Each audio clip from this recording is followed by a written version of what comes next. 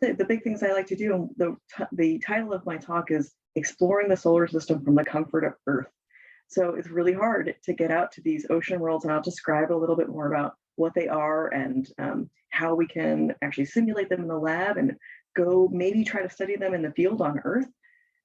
So it's really a great thing to figure out, like, how can we study these places if they're so difficult to get to? It can take decades to get both a mission funded and then actually to transport ourselves out there. And right now, we as humans cannot go visit these places, so we have to come up with other techniques for doing that. So yeah, my name is Bethany Theiling. I am a research scientist in the Planetary Environments Laboratory, and my primary work is as a geochemist. So I do lots of different things, but I love oceans, and that's kind of been the theme for my entire life. So I figured I'd just start out with like a little bit about me. So let's see, gotta get this started. Here we go. So how did I get here? I will say that the big reason I'm here is because of my dad. So my dad is a marine biologist. He has been a sea captain, he's been a tugboat captain, he's been a deep sea diver. He's done so many different things. And so for most of my life, I really thought that I was going to be a marine biologist just like him, or I would be like actually diving into these depths of Earth. So strangely enough, as I started doing these kinds of research, in my undergraduate and then later on as a graduate student, I realized that there's so much to be learned just from Earth's deposits of the oceans. So you may or may not know this, but we have millions, hundreds of millions of years worth of a geologic record that actually records the oceans and what they were like over that amount of geologic time. So a lot of the early work that I've done, and some of this work I still do, is actually on what those records on Earth of ancient oceans on Earth. And we can use those as analogs to try to think about how these processes would be represented on a different planet or on a different moon. And so the picture that you're looking at on the right here, obviously this is my dad, not this guy right here, but with him. So if we look on the right here, this whole section on the top, that is actually ancient ocean.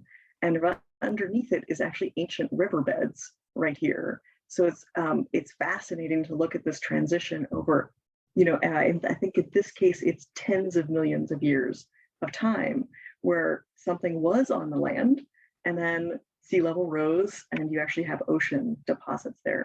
So a lot of my work has been on that as well. Okay, so I've said this word a couple of times. What is an ocean world? And I have a deep passion for ocean worlds. And I'll say that my favorite ocean world is Earth. So we consider any planet or moon that has liquid water or ice water to be an ocean world. So I've got a couple of examples up here.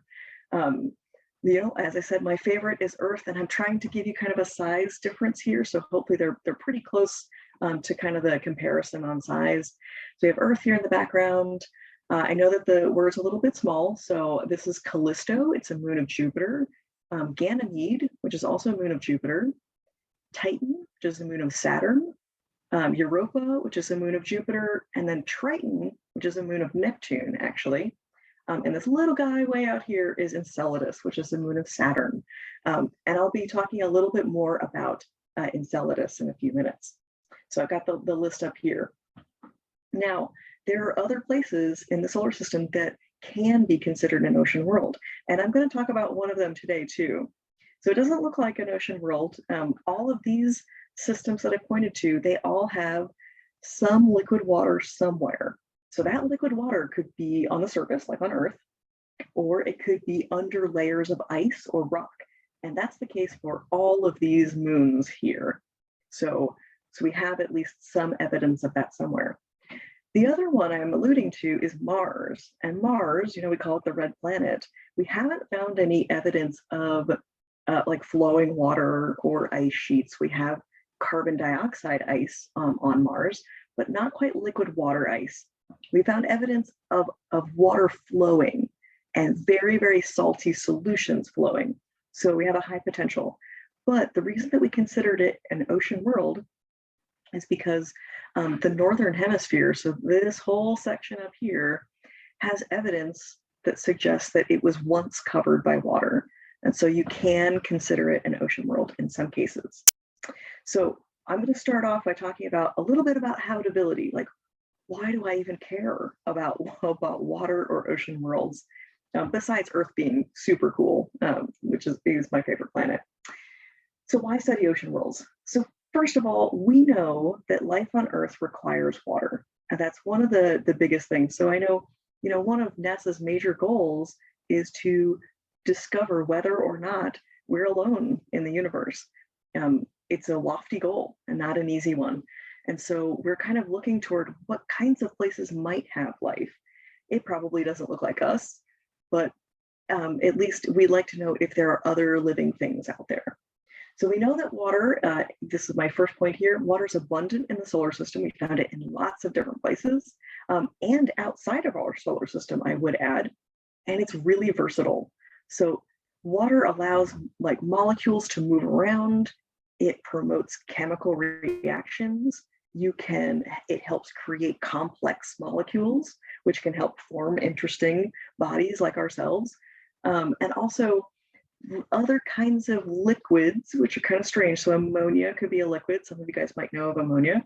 And hydrocarbons like methane and ethane, these are liquids, and they could also promote those kinds of processes. So I wanted to show you guys, this is just a diagram from the USGS. What does water do for you? And it's not necessarily important that you read all of these things here, but water is absolutely integral to our process, or our bodily processes. It helps our joints move around. It helps flush toxins from our system. It helps keep us cool or keep us warm. So it regulates our temperature. So it's really, really important. And it's incredibly important, not only for us complex animals, but for very, very simple animals and organisms as well. Okay, so one of the things we have to think about if we're going outside of Earth, now we know that there's life on Earth, right? We have our one data point. It's that pale blue dot in the sky, and that's us.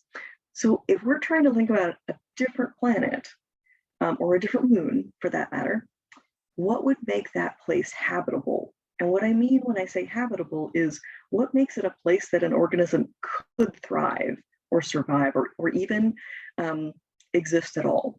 So a lot of the times there's this comparison that you may or may not have heard of, but in planetary science, there's a comparison between Earth and Venus. Earth and Venus are very similar sizes.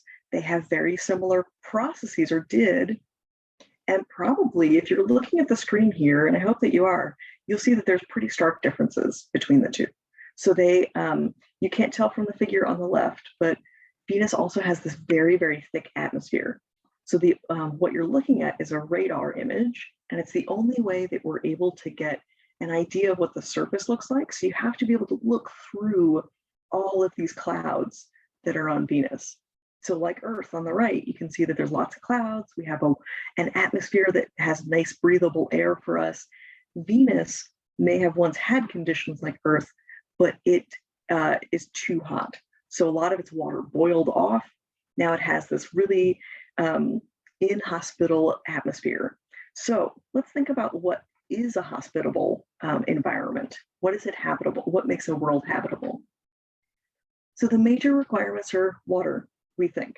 And all of these are moving hypotheses. So it's as we learn more about life on Earth, some of these things have shifted. It's entirely possible that some of you in the audience maybe learned about what's called the Goldilocks hypothesis. This is a hypothesis that was formed several decades ago and really stood the test of time for a long time. And the idea was that Earth just happens to be just far enough away from the sun, but just close enough to the sun to have liquid water, to have a nice warm environment, but not too hot. It also rotates on an axis, so one side doesn't get too hot or too cold. So it was the Goldilocks zone. We no longer think that is required for a habitable environment.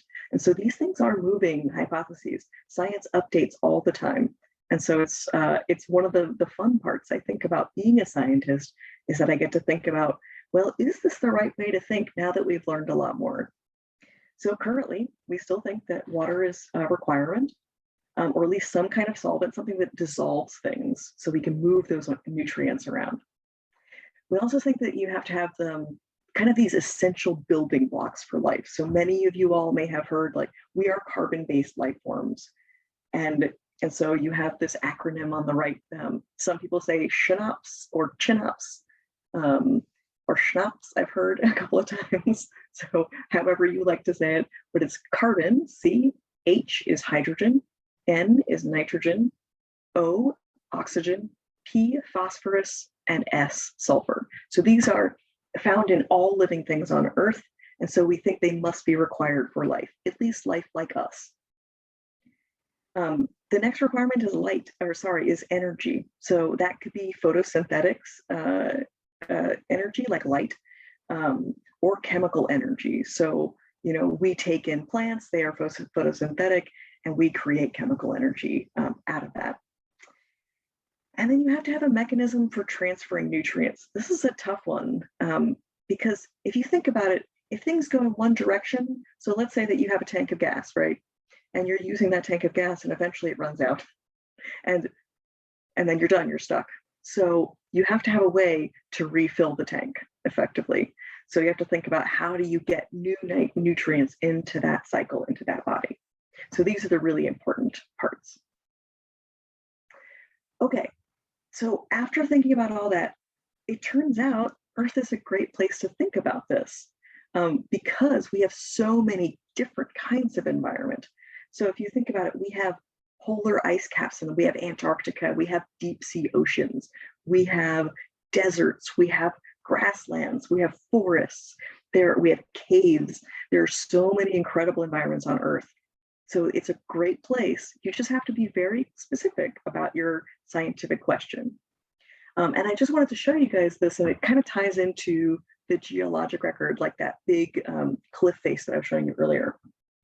So this is actually a satellite image of a plankton bloom off the coast of England. So that's this like milky looking material here. And if you look at them under a microscope, they are called coccolithophores. That's that weird word right here, coccolithophore. And they are made out of plates. So each one of these strange looking plates here is one crystal made of calcium carbonate. And so that's Ca, calcium, CO3, and that's carbon and 3 oxygens. So they actually store carbon dioxide and help regulate climate, which, I mean, this is one of those things. This is why Earth is my favorite ocean world, because it's so fascinating that we regulate climate through these incredible little organisms that make shells, these little plates. Okay, let's talk about one of my other favorite ocean worlds, Enceladus. And I think I'm going to stop right there just to make sure. Stacey, is there any questions that I should field right now? I do not see any coming in. Okay, perfect. You're good to go. Okay, excellent, thank you. All right, so let's move on to Enceladus. Enceladus is a moon of Saturn, and I would like to, I'm just going to pause here for a moment, and I want you to look at this picture and say to yourself, or hey, if you want to type it in the chat, what is the most striking thing to you about this image? I'll give you a few seconds.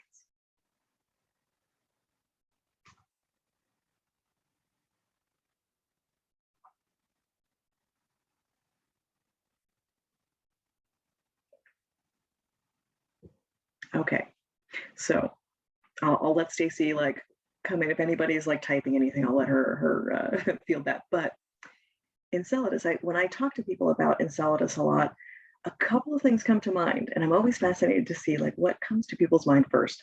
So some people say that there's these big cracks or rivers, they think, right here in this picture.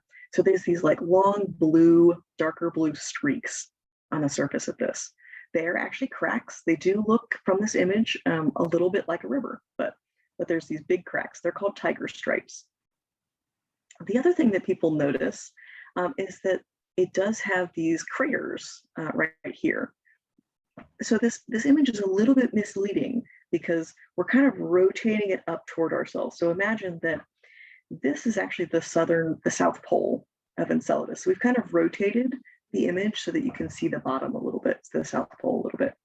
So the northern hemisphere has all these craters on it, but the southern hemisphere doesn't really have any craters on it. And this was a fascinating feature to see. Did we discover that this is all ice? So there's no continents on this. It's entirely made of ice on the surface, as far as we understand.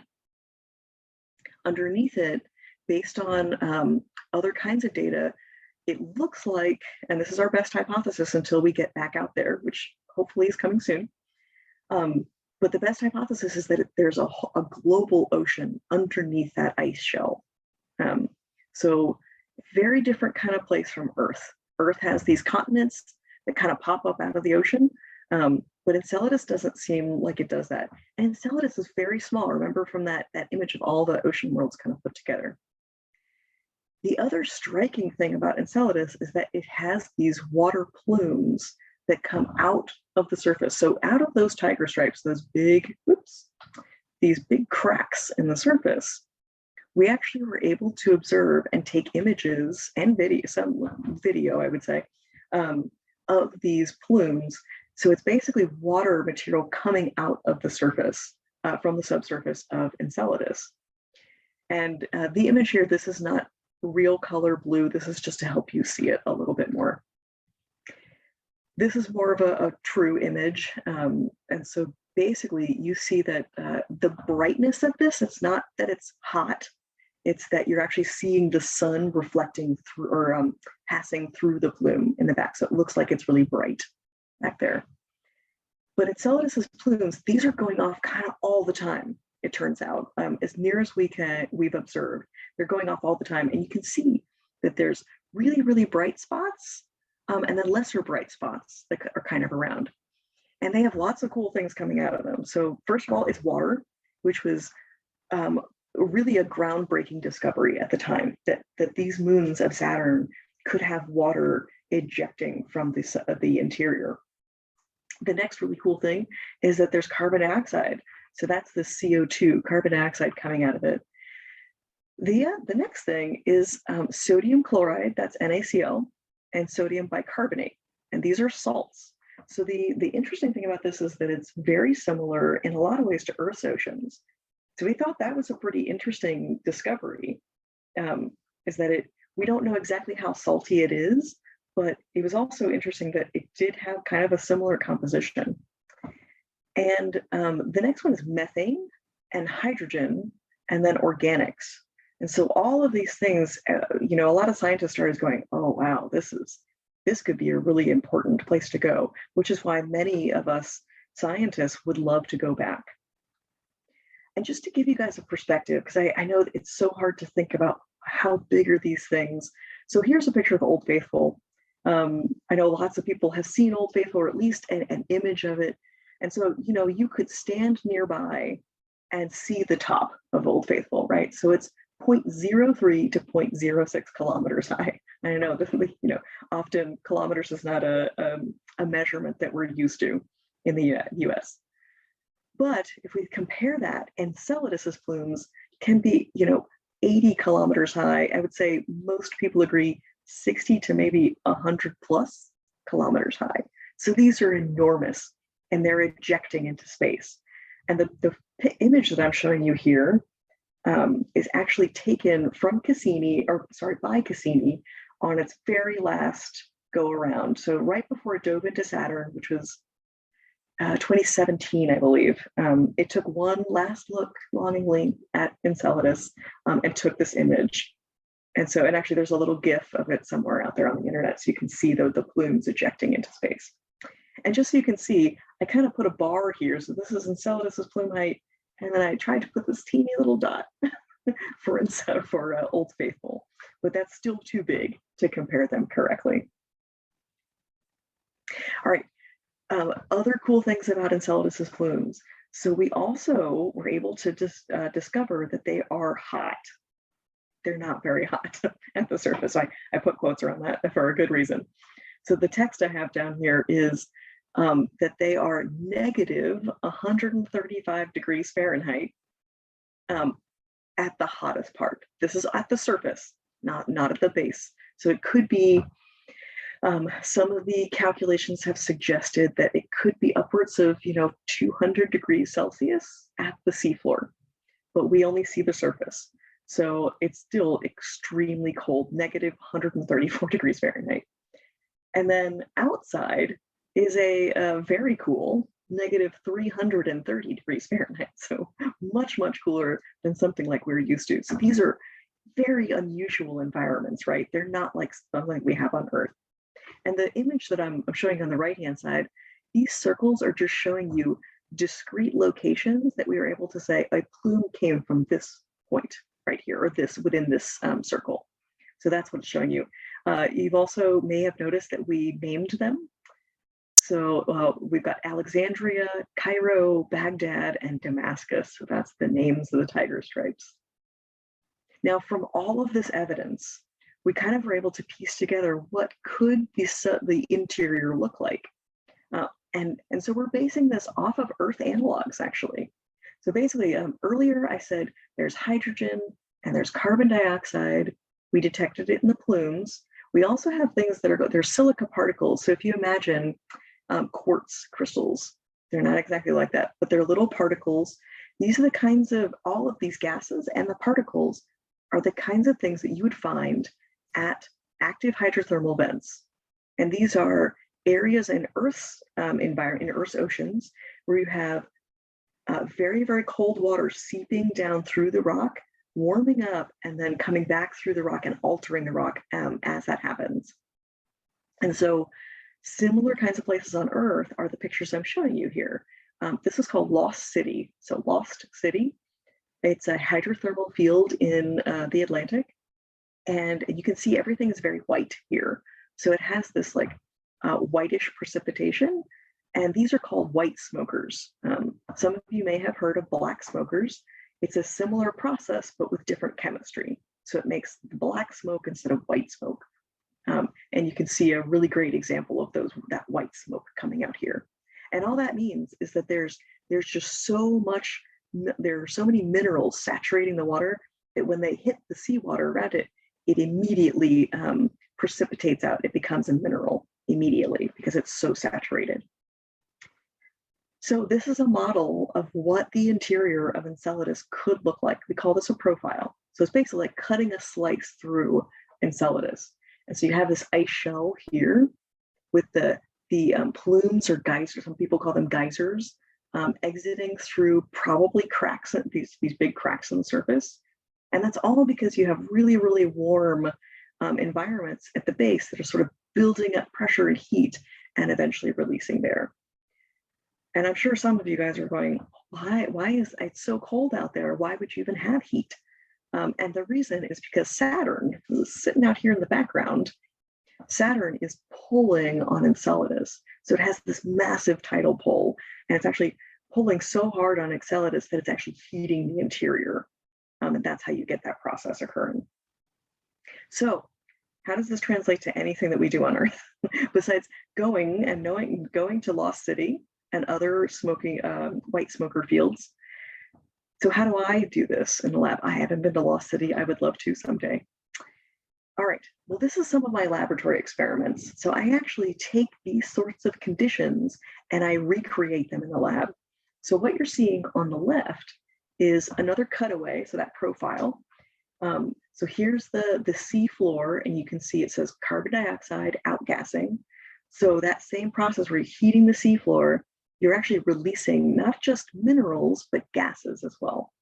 So you have all of these things are being released. And you can see hopefully from this image that it's really, really warm, and it kind of eventually gets cooler and cooler as it goes up. Those gases eventually leave, and they could either leave through the ice very slowly, so they can move through the ice slowly, or they could be ejected into space. So my big question is, okay, let's say that we send spacecraft out there to Enceladus again, or we're already going to Europa. Europa is another ocean world of Jupiter, and we're going to be flying that mission very soon, in about a year. So that's that. I think it's October 2024. So look forward to that. That's going to be really exciting. But what do we do with that data once we get there? How does it? So this quote I have in the middle, it's sort of my driving goal. How well do the gases we measure way out here using those spacecraft, how do they reflect what's going on deep inside the system? What does it mean? And so I basically recreate these systems in the lab. So here's a big test tube. I do these in lots of different kinds of containers, but the one I'm showing you is a test tube. And basically, all of these things in here are just trying to say, I'm changing the chemistry of the system. We have a lot of hypotheses that are pretty well constrained about what we think it's composed of. And so I change what that chemistry is. It more Earth-like?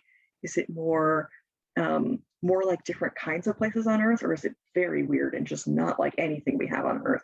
So I change the chemistry a lot, and then I measure basically what a spacecraft would see. So if a spacecraft was measuring that system, what would it see based on different kinds of systems? And so honestly, this is what it looks like in the lab. I make a lot of different kinds of seawaters.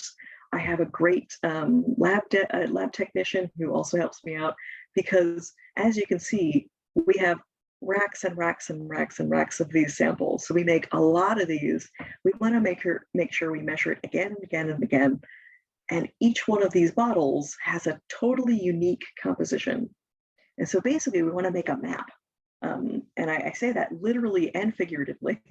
We want to make a map of what that chemistry could look like to a spacecraft instrument when we get there. And so that way we know, hopefully, as soon as we get that first blip of data back, we could say, I know exactly what's going on there. And what I'm trying to do, what my group is trying to do, is have less head scratching and more return. We want to say, okay, based on that first data point, we're pretty sure this is what's going on. Now we know what to measure next, instead of trying to wait for a lot of data to come back. And so, a lot of this has been happening during the pandemic. So I happen to have a picture of me in my sparkly mask and sparkly sweater from last winter, working in the lab. We have different kinds of experiments we do. So the ones that you're looking at here, this is all seawater, it's only seawater. So if we go back to this picture, it's just what's going on here. Let's make an assumption about, okay, let's assume something happened here. Now what's going on from here to here?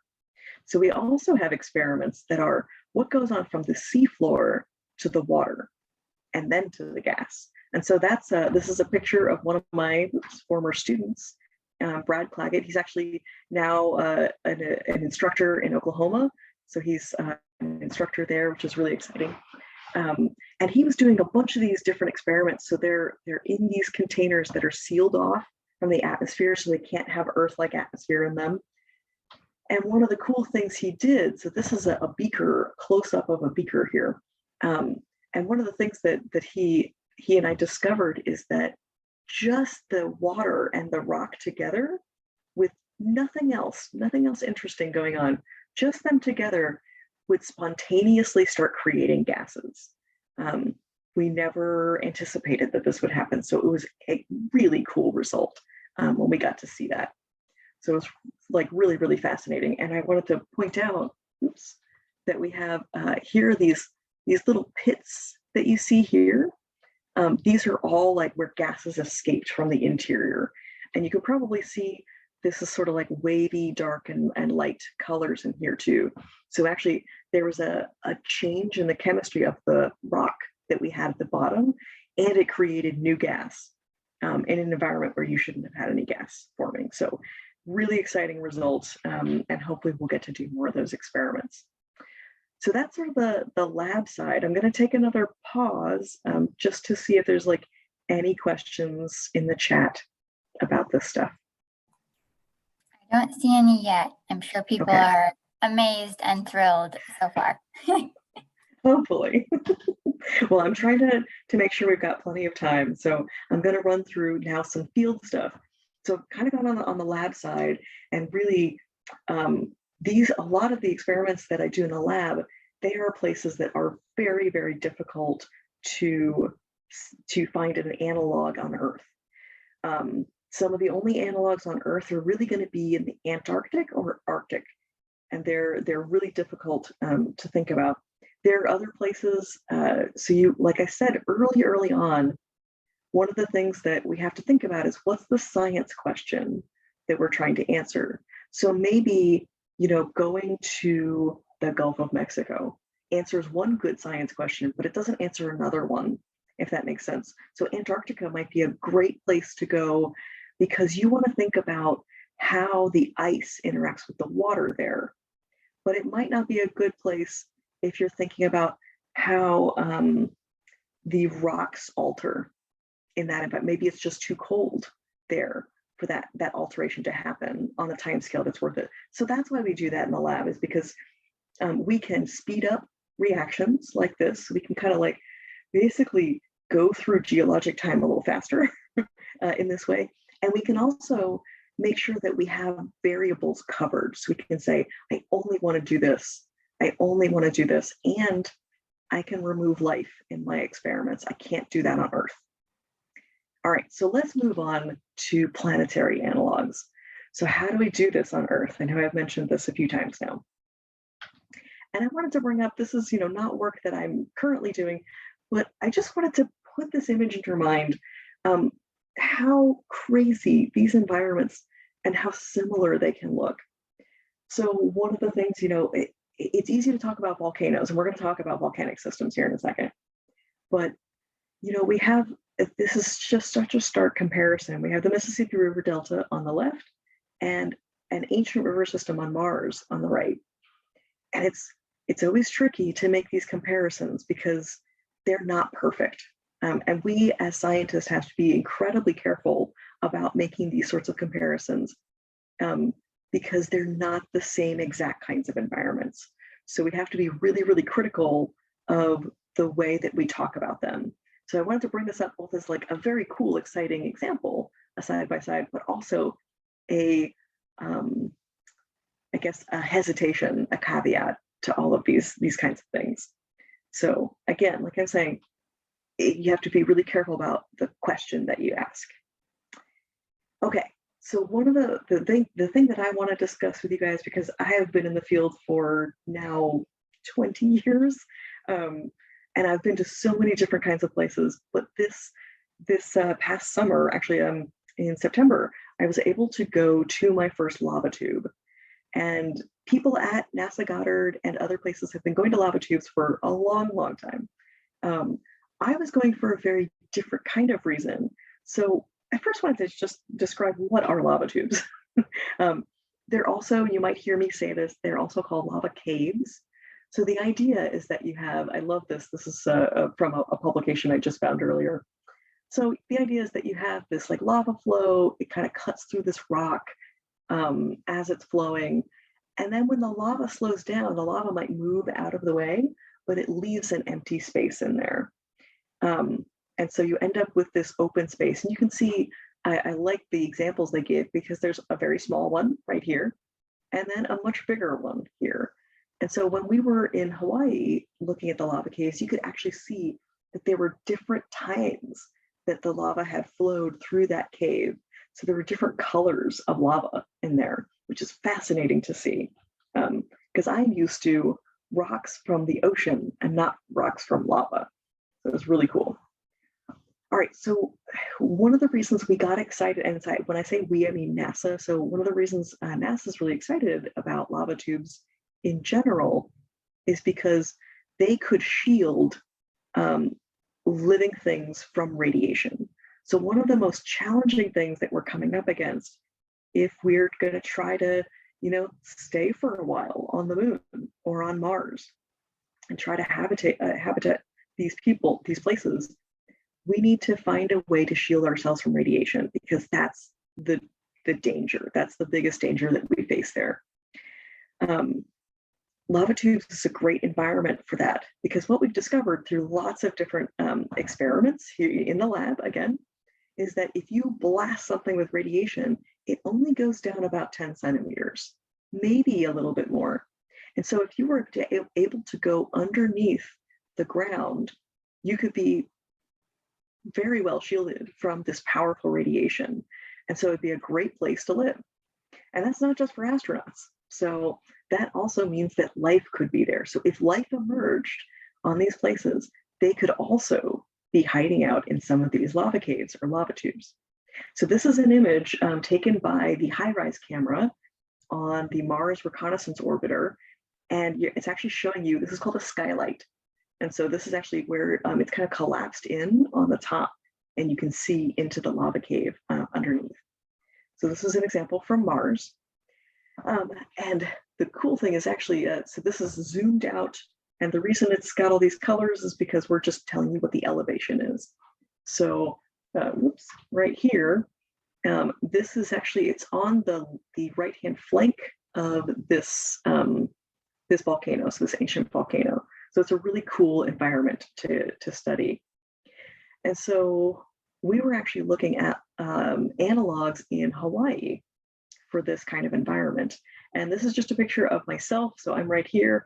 And this is my collaborator. This is Jennifer Stern, who's I think also given one of these talks before. And you can tell how big this particular part of the cave is because we look tiny in here. And this is taken from the entrance. So actually from the skylight looking down into the cave. So that's us from there. And you can see it has lots of different levels in here. And this is because that lava flows and churns, and maybe a later lava flow flowed in a different path than the earlier ones. So just to give you a sense of where this is, just at like a more at a concrete example. So we were on the Big Island, and I've got my little heart in the middle there is where we were. So this is Mauna Loa. And you may have heard in the news fairly recently that Mauna Loa started erupting again, actually very close to our site, which made all of us very, very nervous. So I'm going to zoom in here. So here's again the top of Mauna Loa, and that was right here. And we'll zoom in some more. So here's that top of Mauna Loa again. And right here is our site. And you can start to see all these like really dark radiating patterns. And the radiating patterns are lava flows that go down different directions. And so the lava flowed down this way or down this way. And you can actually tell, even just from a satellite image, what direction the lava flows went from there. So I'm going to keep zooming in so you can kind of see how this changes. So now we've zoomed in some more. I'm going to zoom in kind of like right in here. This section right here, this is actually, you can tell like sort of an ancient lava tube system. High seas analog habitat is actually one of NASA's training areas. And so we actually went to the lava tube that is close to that. One of the reasons is because there's a nice service road that we could drive up, park, let's see, I think we parked about here, and then we would hike down to the lava tube that's there. And hopefully you can already see these little black dots in here. So those little black dots are the skylights. And we keep zooming in. Okay, so now you can see a couple of different black dots in here. And so there's actually a few different skylights and a few different lava tubes. And so some of them are not accessible, and some of them are really, really wonderfully accessible. So we can get to them. So that's kind of where we're looking at.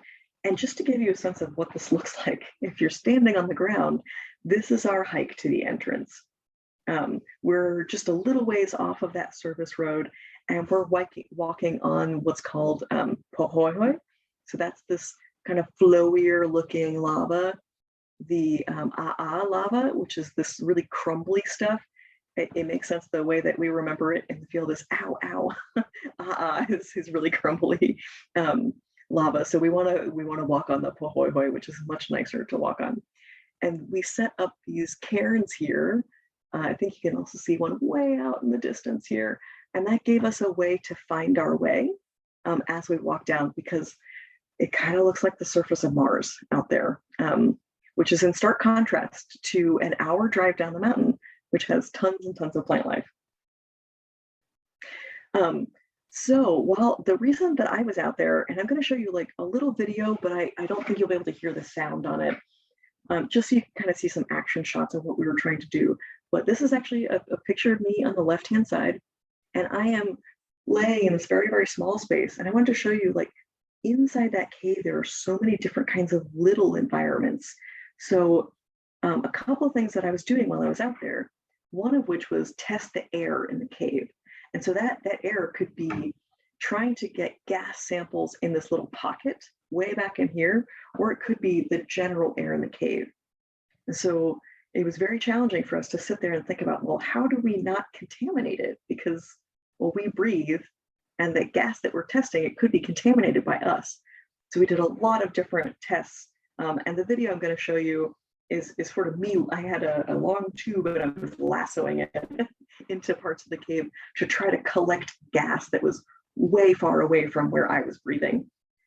We also actually blew into the tube, so we would have direct samples of what it looks like when the gas looks like Bethany or like Jen for that matter. And then we also tested the surfaces here to see if, like, are there microbes just living on the surface, and do they like different kinds of lava flows? Maybe they do, maybe they don't, which is really exciting. So I wanted to show you kind of a contrast of what those surfaces look like. So this is in pure dark, complete darkness, which was nerve-wracking and exciting. And this one, you can actually see a little bit of light coming through, and actually some sort of plants that are growing here. And just as another kind of like showing you the difference in environments. So this is a huge cave here. Probably the ceilings are about, I'd say, 15 feet tall in here. And so I was sampling, gas in this cave, but also in these teeny little pockets in here. And so what we can discover is there are different kinds of environments for life in these different places. So some kinds of organisms like that dark, constricted areas, and some of them really like the open areas with nice flow.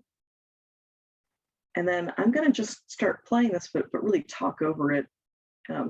Yeah, it doesn't look like I can even hear it from this. But this is Jen and myself in the cave, and we're taking various samples. So you can see, yeah, we got our group in the background. So this is actually the skylight where we're coming in. And then that's me lassoing into the cave. So we're trying to collect these gas samples using this handy contraption that we set up. And then we put them into, I'm actually plunging all of that gas into a separate container. And we measured it with a lab that I set up in my hotel room. So I actually set up a full chemical lab in my hotel room. It was just for gases, so it was fine. And then we're measuring the surface to see how productive those microbes are on the surface. And that's, of course, me getting really excited about the cave. All right, I am going to stop there. So that I know that was probably a lot to go over in a short amount of time, but I really wanted to give you guys a sense of, what is it like to be out in the field? What is it like to be in the lab? Why do I do these things? And hopefully you guys have some questions. And then this summer, we're going to totally different lava tubes. So I'm actually leading a field expedition to some lava tubes on the Canary Islands this summer. And this is just an aerial shot of some of the volcanoes, not the lava tubes themselves, but we're very excited